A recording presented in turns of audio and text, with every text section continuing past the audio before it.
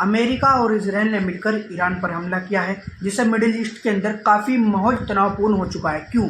क्योंकि जब कोई देश या किसी दूसरे देश पर हमला करता है और वहाँ के जो सुप्रीम लीडर होते हैं या कोई राष्ट्रपति प्रधानमंत्री होता है और उन पर हमला होता है और उनके जो आधिकारिक लीडर्स हैं उन पर हमला होता है और वे अपनी जान गंवा बैठते हैं, तो किसी भी देश के लिए ये मान सम्मान की बात हो जाती है।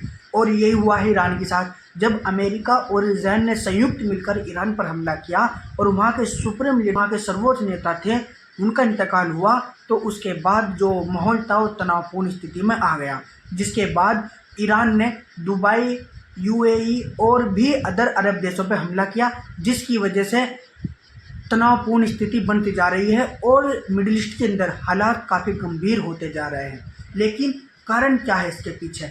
क्या इस तरह हमला अंतर्राष्ट्रीय कानूनों का उल्लंघन है? क्या किसी भी देश की आस्था को, किसी भी देश के स्वतंत्रता को ठेस पहुंचाना, इस तरह अचानक हमला कर वहाँ के सुप्रीम लीडर को मारना, ये अंतर्राष्ट्रीय कानून का उल्लंघन नहीं है।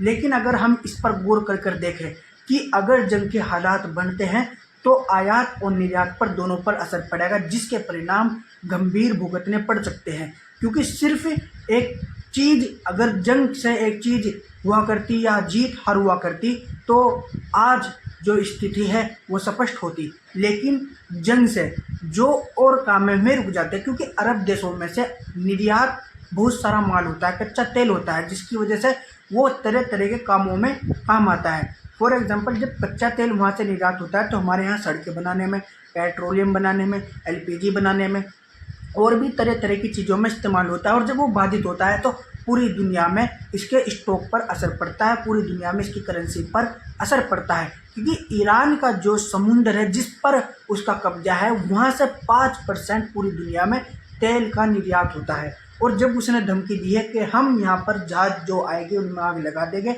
तो इसकी वजह से जो इकोनॉमी सिस्टम है उस पर भी असर पड़ेगा। लेकिन सवाल ये है, ये हमला क्यों किया गया?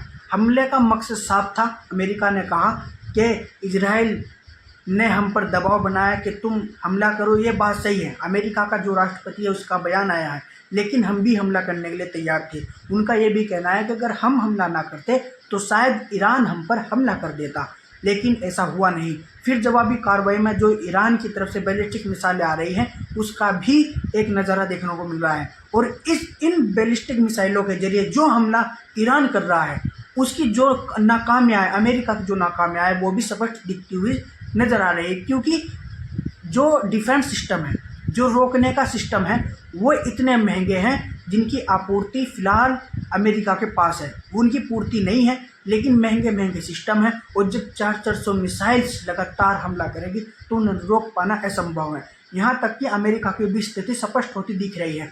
लेकिन जो रियल बयान है में सामने नहीं आ रहे हैं। बाकी सोशल मीडिया पर बहुत सारी चीज़ें चल रही है, बहुत सारा नैरेटिव फैलाया जा रहा है, लेकिन जो रियल है वो सामने नहीं आ रहा है। क्यों? क्योंकि अगर रियल सामने आए तो फिर स्थिति स्पष्ट होती है। अगर स्थिति स्पष्ट हो तो फिर माहौल और भी तनावपूर्ण हो जाता है। इसलिए नमक मिर्च लगाकर उसे पेश किया जाता है जिससे दर्शक बढ़े, व्यूज़ बढ़े, लेकिन रियलिटी कोई नहीं दिखाता। बल्कि रियलिटी ये है कि अगर ईरान सरेंडर करता है तो उसकी संपूर्णता के लिए खतरा होगा। क्योंकि अगर ईरान ने पहले सरेंडर किया और अब उस पर हमला हुआ, जिससे वहाँ के सर्वोच्च नेता का इंतकाल हुआ, मृत्यु हुई, लेकिन अगर वो सरेंडर करता है तो आने वाले टाइम में फिर उस पर हमला हो सकता है, ये कह रहा है ईरान का। लेकिन एक अकेला देश खुद तो कर नहीं सकता, तो इसीलिए उस पर कुछ पीछे से सपोर्ट जरूर होगी जिससे वह हार नहीं मान रहा है।